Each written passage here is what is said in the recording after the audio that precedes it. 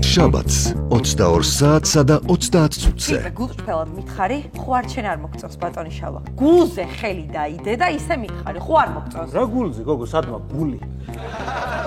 გული და კეთილშობილება დავტოვე სახლში და ყოველ დღე მაგის გარეშე მოვდივარ ამ მარკეტად წოდებულ მონათა ბაზარში. რა ბედა, გეხვეწები, დამტოვე შეყარებულთა ხო? რატო ნახევარი საათი დამჩადე და მე სხვისი შეყარებული ვქება, გეხვეწები, მოვარწო რაღაც. აი, ვაიმე, გამომეცხადა ჩემი ყოფილი ქმარი.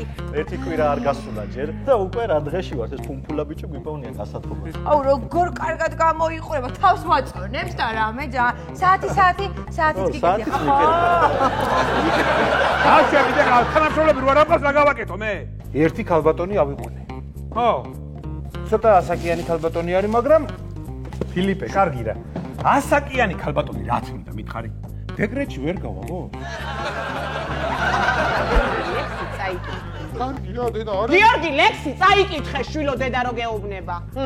დაჯეკ პეპელა. მოფრენილო ველიდან. ნუ თუ არ დაიღალე. შენ ამდენი ფრენით. ყვავილები შენს ბაღში. ყვავის ნაირფერები. შენ გონია ფრთებს გატკენ? არა. მოგეფერები. დენაიდა პაჩკა. კაცი მაინც იყოს, გოგო, აი რაღაცა დიდი ცომის გროვა ჩემი. მე მომაყენე შეურაცხყოფა, ა? ხო, შენ მოგაყენე შეურაცხყოფა. ხო, ზოგადადო, დაჯექი.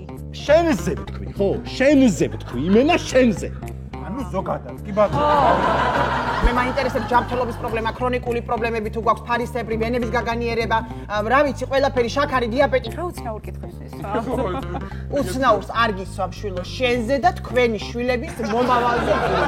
მაშინაც გადმოვყარე ის დამპალი, გაუბედურებული, ყველი აკოთებული იყო, მანქანა მოვაყენებინე კოლას და გაუშვი ყველაფერი.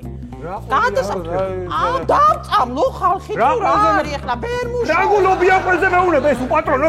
ფუნი ყარდა იქ ისე დღეში. გავიღალი. შაბათს 22 საათსა და 30 წუთზე. ახალი შაბათის შოუ TV პირველზე.